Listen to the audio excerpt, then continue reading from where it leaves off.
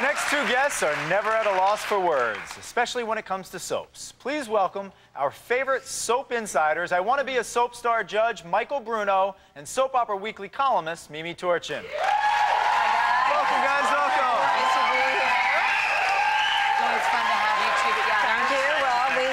Well, Let's get it started with Daytime Emmy nominations. Lead actress category, 8 nominations? There's 8 because the first 4 were clear-cut winners. The fifth slot, there was the 4 actresses were so close.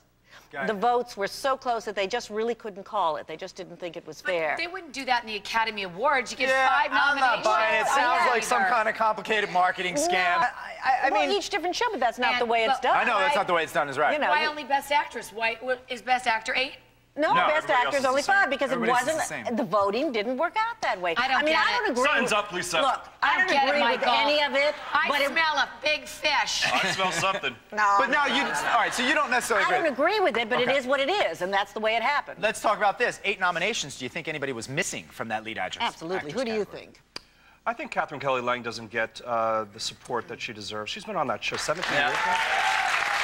And, you know, anybody opposite Susan Flannery, and we all know this, you've got to have your game on. Oh, yeah. And Catherine's had that since day one. And I think she's overlooked, and Beth Ehlers, it was my Beth Ehlers had the year of her life. She was big disappointment. She did a dual role, and although the two characters looked exactly the same, except for a little nose and a little padding, she did differentiate them character-wise. She did a fabulous job, I thought. And I thought personally it was going to be between Melody and Beth this year, and neither one of them made the cut out of 8 actresses. And you like Deirdre also, you were saying. I think Deirdre, Deirdre doesn't get the recognition usually, but this year, with that serial killer storyline, she was a awesome. knockout, and I'm very disappointed for her. Speaking of Deirdre, let's talk about NBC in general. They get no nominations. They got 1 this year. What usually happens, Lisa, is that NBC does themselves a disservice because they only have 2 shows on their lineup. And you guys know that most of your friends, even though you guys had friends on other networks, that you kind of want to stay in the home team. So you have ABC with 3 shows, everybody going, oh, I like the guy on General Hospital and I'm on One Life to Live, et cetera, et cetera. And CBS, if under that philosophy, has 4 shows. And then you go to NBC that has 2 shows. And they're also shows that are not in the realm of realistic, relationship drama. Right. But let me just beg to differ, because it used to be that the nominations were sort of a popularity contest. Right. Yes. It was name recognition. I mean, Susan is wonderful, and I love Susan Lucci, but she was nominated year after year after year because it just sort of became a thing, and you knew her name. But now, people are picked by their shows. Which I like. 2 people from each show are chosen by their shows, and then everybody gets to submit an hour's worth of work. So the playing field is somewhat leveled. Yeah. Let's move on to another subject, just because I don't mean to interrupt, but we can talk about that forever, and I want to get to a couple other subjects. And one very, very important one. What do you guys think of Tamara Braun leaving GH and now being recast, the Carly role being recast immediately? What's your opinion on that? I haven't slept in weeks. Yeah. But I have eaten. It's a tough decision to be in, though. Well, yes, you have.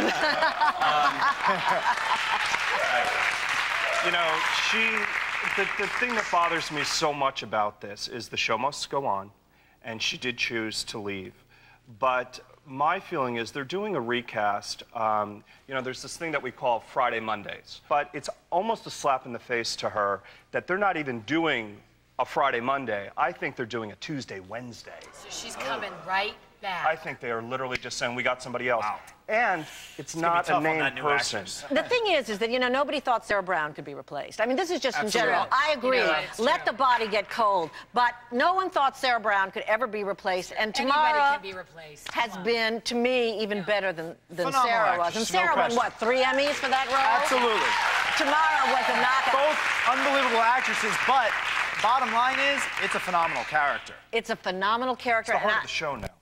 Is that the show is about 4 people, and she was one of them. 3.5 people. Exactly. Well, let's talk One Life. Last time you guys here, you had some harsh words. I hated more than anything on earth the Todd being tied to the bed for 136 years by a psychopath. I mean, you know, Stephen King did that. That was good. One Life to Live doing it, it was really overdone. And then Blair in the trunk of the car for 236 years. I mean, all I ever think about is how does she go to the bathroom? It drives me crazy. So I hated that, okay? Yeah. But I think that the DID, Jessica's DID, is fabulous.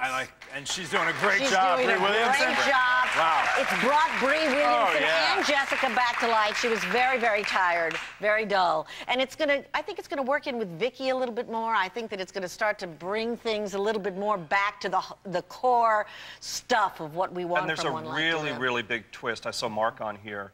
And he couldn't really mention it, but it is amazing, amazing. You gotta tune in for this. And Frank Valentini's a doll. He's the executive producer of that show. Frank Valentini's done a great job. He's great, and it really is about the head writers there. And if you don't have a head writer that has a vision, you know, everybody has an opinion. You need a strong opinion, and it's why the Young and the Restless and the Bold and the Beautifuls, for the most part, stay on one course because they've been there for years. And nobody interferes. Now, I don't know about this, but you know, Frank Valentini has been with the show for like 20 years, 2 decades. He started off as a PA. He knows that show inside and out. I just think if maybe the higher-ups would let him go, work with his head writer, do his show without much interference, I think he would bring it back to the show we love along Well, there's no question it's on the upswing. No question. Well, guys, thank you so much for joining us. Michael, good luck with Soap Star. Don't go away. We'll be right back.